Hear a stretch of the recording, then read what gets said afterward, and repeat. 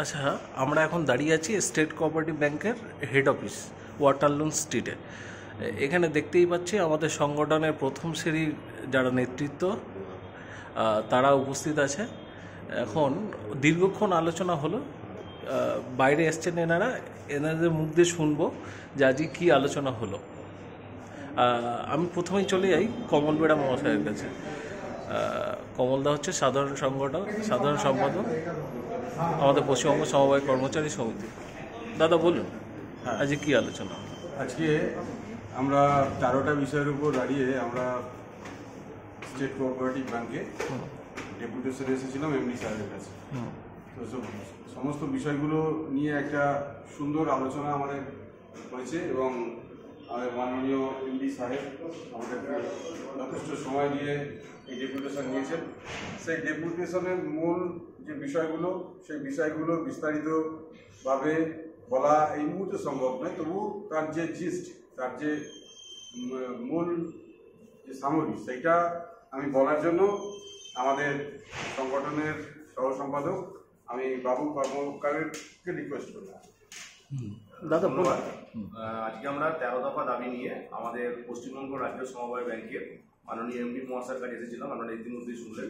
তো আমরা বিভিন্ন দাবি ছিল, তো তার মধ্যে যেগুলো আমাদের মেন দাবি ছিল যে সিএসপির বিষয়, যে সিএসপির টাকা পয়সা যেগুলো আপনারা জানেন যে রেট চার্টের বিষয় ছিল, তার সঙ্গে হচ্ছে ওয়ান টাইম কস্টের বিষয় ছিল, এবং যেটা সেন্ট্রাল সফটওয়্যার যেটা আগামী দিনে আমাদের সমস্ত ট্যাক্সের ক্ষেত্রে কার্যকরী হবে, যার ইতিমধ্যে কাজ হয়েছে, কিন্তু তার বিশদ বিবরণ আমাদের মধ্যে ছিল না যে কীভাবে তার কাজ হবে এবং কোন টাকা পয়সার ব্যাপার কী ছিল, এএমসি কি থাকবে, সেই সব বিষয় নিয়ে বিস্তারিত আলোচনা আজকে আমাদের মধ্যে হয়েছে। আমরা সেটা আগামী দিনে আপনাদের বিস্তারিতভাবে লিখিত আমরা জানাবো যে কোন কোন বিষয়ের উপর কী কী আলোচনা হয়েছে।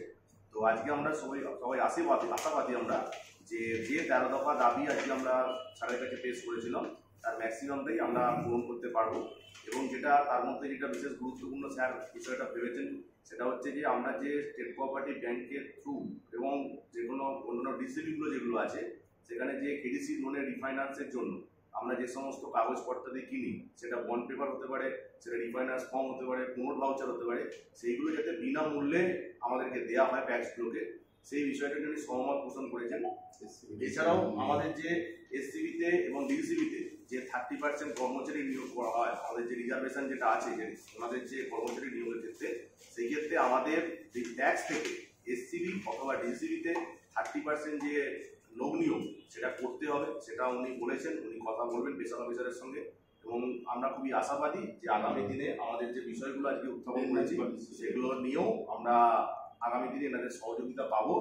এবং বিশেষ করে আরেকটা আপনাদেরকে জানিয়ে রাখি, যেটা হচ্ছে যে লোন দাদন পলিসি, যে লোন দাদন পলিসি আছে, সেইটা অলরেডি ওনারা চক আউট করে দিয়ে দিয়েছেন।